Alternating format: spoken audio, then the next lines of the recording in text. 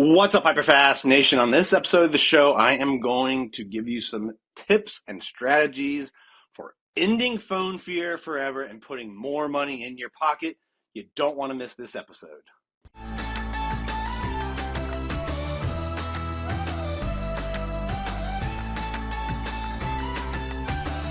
All right, welcome back to the Hyperfast Agent Show. Thank you for tuning in today, whether you're on YouTube, Spotify, iTunes, or wherever you listen to podcasts. We really appreciate it, and we really appreciate your reviews. So if you are a listener and can go on iTunes or Spotify and leave a review, or if you're on YouTube, leave a comment, we would greatly appreciate that. And without further ado, let's dive into today's topic about how to end phone fear forever, right? How to put aside the fears that are costing you tens of thousands, maybe even six figures a year.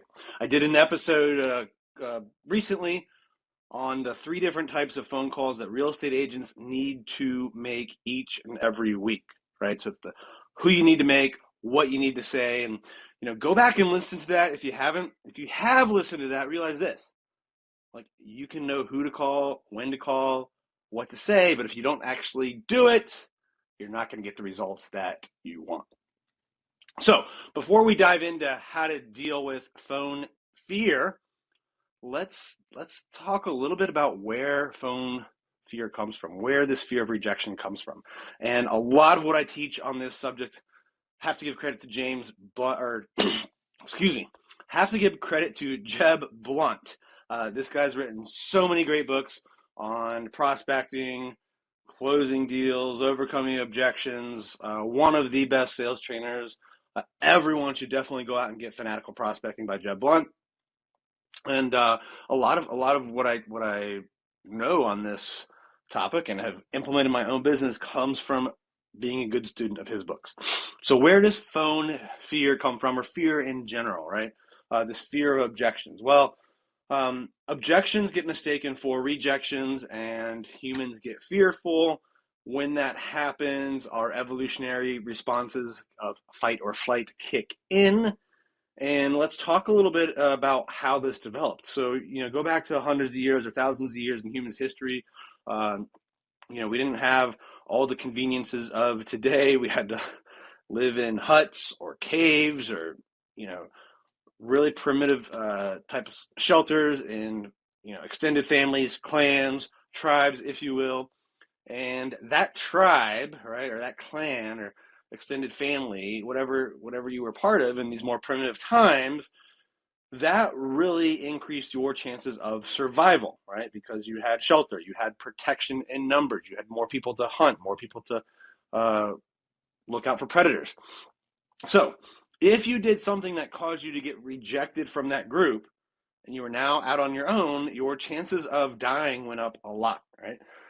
Because you would be fending for yourself, providing your own shelter, not having the safety numbers. So over time, the humans that were more sensitive to rejection passed their genes along at a higher rate, right? Because those who weren't died.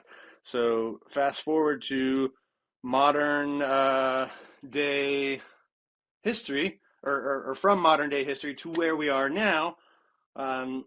We sense rejection as being kicked out of the tribe. This is just evolutionary brain taking over, and sometimes confuse that with, oh, this isn't just a buyer or seller telling me no. This is like the end of the world for me, right? So it's if you kind of understand where it comes from, that evolutionary response, and that's just your primitive brain, I think that can help you deal with it. Now, a couple different things that frameworks, techniques to use to overcome that.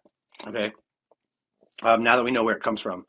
Number one, use the this or that framework, right? Do you want this or do you want that? Okay. Do I want temporary rejection from some buyer or seller I don't know? Or do I want an empty pipeline, right? Do I want the buyer to not sign an agreement with me up front? Or do I want to show them 10 homes and they're not really serious? Do I want the seller to tell me up front they're not realistic on price, or do I want to take a listing that won't sell, right? So use the this or that framework. That will help you push through some of those short, temporary discomforts, right? All right.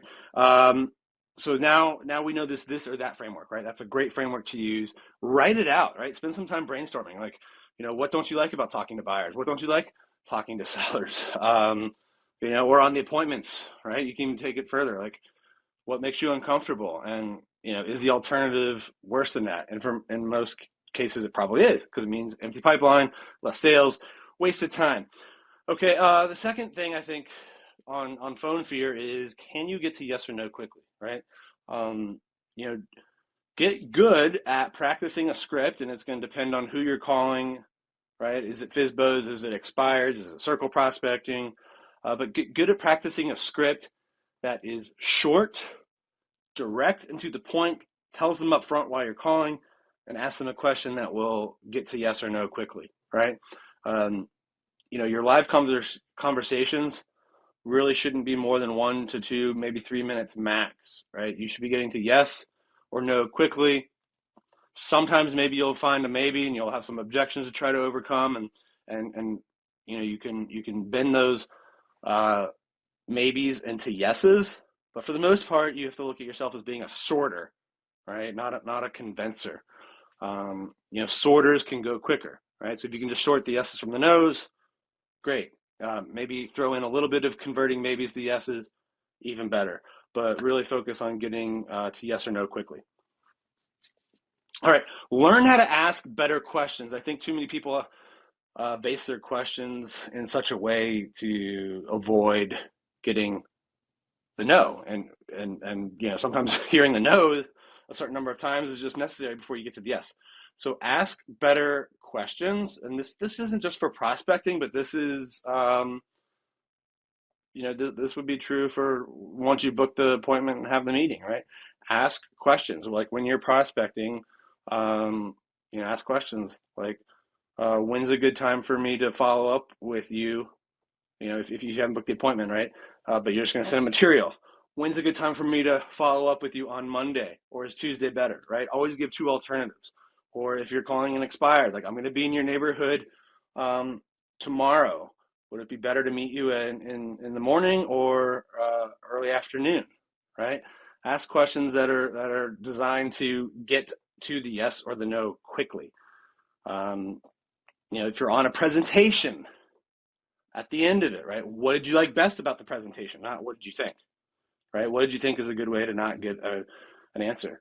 Or at this point in the process, if you want to move forward, the next step would be to review the paperwork and sign our agreement. Are you ready to do that? Okay. Ask these types of questions rather than ones that avoid getting to the yes or no. When you ask these questions, this is the next point. Be aware that silence is okay, all right? When you ask a question, a good question designed to get to your yes or no, now's the time to be quiet, okay? A lot of times people get uncomfortable with the silence, so they bring up the objections themselves. You don't want to do that, okay? You don't want to bring, so ask the question, be quiet. Usually the first person to talk after that gives in.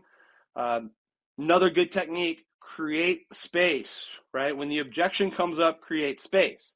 When that objection comes up, that's the moment when you need your neocortex, right? The logical part of your brain to take over. However, there's this evolutionary thing called fight or flight we referenced earlier in this podcast. When fight or flight takes over, okay, blood goes from your non-essential organs, such as the neocortex, and rushes into muscles and the things you need to get ready to either fight or run away, neither of which is good in the moment. So create a ledge, right? Because you just that fight or flight will go away after a brief moment, and your neocortex can kind of take back over, but you need some space, right? You need some time. Create the ledge. How do you do that? Well, you ask questions like, oh, that's interesting. Tell me more. I understand why you would say that. Can you explain a little bit more? Or tell me more about that. Or, yeah, a lot of people have felt that way before.